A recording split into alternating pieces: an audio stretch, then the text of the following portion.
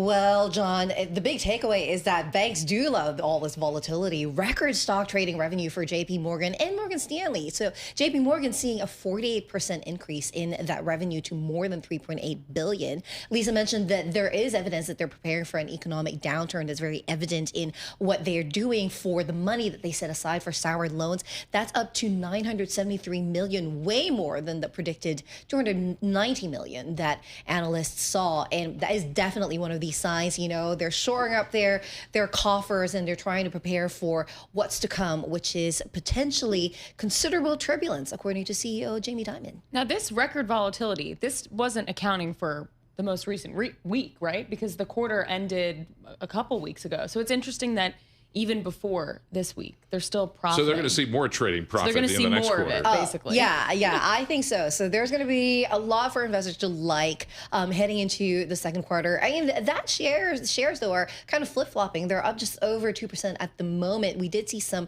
pre-market weakness for JP Morgan. So a lot of volatility again, but this is the sort of environment. Okay, that's the trading part. What about the other parts where the banks make money or lose money? How's that business doing? Yeah, well, I mean, they're still it seems like they're still doing well.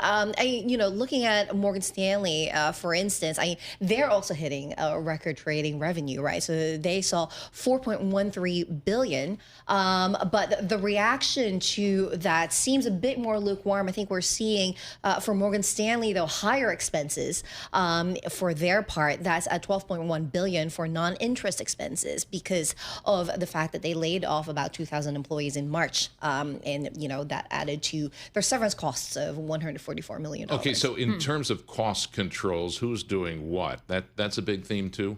Yeah, definitely, John, because I think, heading into the second quarter, we are seeing a lot of volatility. That's definitely going to be good for banks. But then it's a question of, are they going to be able to keep those costs under control and kind of really maximize the revenue that they can reap from what's happening in markets? And so, yeah, there's a lot to be said about differentiating between these banks. If they're all generating really sky-high revenues, then it's really going to be all about how they manage the cost side of things. And that's probably what investors are going to be looking at in terms of kind of which bank is doing the best and where are they going to be putting their money for investors. All right, what else are you looking at? Looking, of course, at some of the casualties of this raging trade tensions between U.S. and China. Texas Instruments very much caught in the crosshairs there. That's down more than 7% today.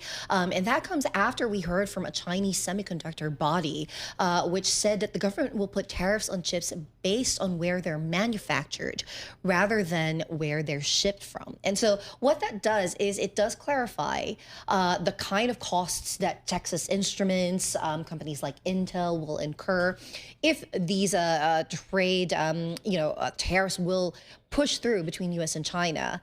But it also makes it very clear that the cost is going to be much higher than what they're dealing with now. And that's really weighing on Texas Instruments shares. Christine, you're the managing editor of markets. What else are you looking at? There's a lot going on in markets. But there's a lot really going on in markets. I mean, I love a macro story. So, treasuries, John, you mentioned earlier, that's still very much in the crosshairs. We're seeing yields higher across the board today, particularly in the long end of the curve. Last I looked, it was 10-year yields up about 8 basis points, 30-year yields up about 6 basis points. And that really speaks to kind of, I think, the lingering inflation concerns that are stemming from this potential trade war that's emerging, particularly between the U.S. and China. It's the two world's biggest economies, John. And Emily, I think it's really impossible for the global economy to not feel the impact of that, particularly when it comes to inflation. And you can't separate the two in this trading environment, treasuries and bonds from stocks at this point. Thank you so much, Christine Aquino, Bloomberg Managing Editor for Markets Live. For more conversations like this, listen to our new Stock Movers podcast. Subscribe for 5-minute episodes on the biggest winners and losers in the stock market. Listen to Stock Movers on Apple, Spotify, or anywhere you get your podcasts.